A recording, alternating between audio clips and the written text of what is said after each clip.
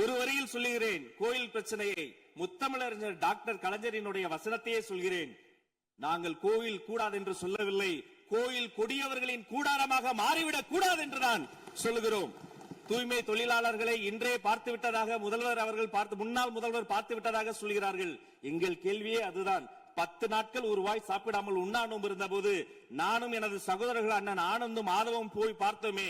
இன்று தூய்மை தேவதைகளை பார்க்கிற திரு ஸ்டாலின் அவர்கள் அன்னைக்கு ஏன் சார் பார்க்கல? ரிப்பன் மாளிகைக்கு அட்ரஸ் தெரியலையா? எப்படி போக வேண்டும் என்ற பாதை தெரியவில்லையா? தமிழ்நாடு எத்தனையோ திருடர்களை பார்த்திருக்கிறது. அலிபாபாவும் 40 திருடர்களையும் கூட பார்த்திருப்பீர்கள். அலிபாபாவும் பியூஸ் கேரிய திருடர்களையும் இப்போதுதான் எங்களுடைய மின்சாரத்துறை அமைச்சர் பார்த்துக் கொண்டிருக்கிறார். அதை குறித்த நடவடிக்கை எடுக்கப்பட்டுக் கொண்டிருக்கிறது. அவர்கள் மின்வெட்டை குறித்து சொன்னதற்கு மாண்புமிகு புரட்சித் தலைவி அம்மா அவர்கள் இதே மாமன்றத்தில் சொன்ன ஒரு வரியை சுட்டிக்காட்ட ஆசைப்படுகிறேன். இந்த மாமன்றத்திலே தமிழ்நாட்டிற்கு மின்சார தடையை அறிமுகம் செய்த திமுக எதற்கு மின்சார தடையை பற்றி பேசுகிறது என்று அவர் கேட்டார். கலைஞர் வண்ண தொலைக்காட்சி கொடுத்தார்கள், அந்த நாட்களை பார்க்க முடியாது. கலைஞர் வண்ண தொலைக்காட்சி கரண்ட் இல்லாம கரப்பு இல்லையா பிளாக் அண்ட் ஒயிட்டாவே போன அந்த காலங்களை எல்லாம் மறந்துவிட்டு ஆதாரம் இல்லாமல் உண்மைக்கு புறமான செய்திகளை மாமன்றத்தில் அவர்கள் சொல்வதை இதோடு நிறுத்திக் கொள்ள வேண்டும். நேரலையை குறித்து கேட்டார்கள். எனக்கு ஆச்சரியமாக இருக்கிறது. 3 ஆண்டு காலமாக ஒரு தொழில்நுட்ப கோளாறாக அன்றைய சபாநாயகர் நேரலையை இருட்டடிப்பு செய்து விட்டார்.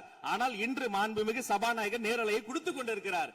அவருக்கு எங்கள் சார்பாகவும் நன்றியை கூறிக்கொண்டு விவசாயிகளை குறித்து இந்த மாமன்றத்தில் ஒன்று சொல்கிறேன். தமிழ்நாடு வரலாற்றிலேயே விவசாயிகளினுடைய சங்கத்தின் தலைவர்கள் மீது குண்டாஸ் போட்ட ஒரு சர்க்கார் திமுக சர்க்கார்.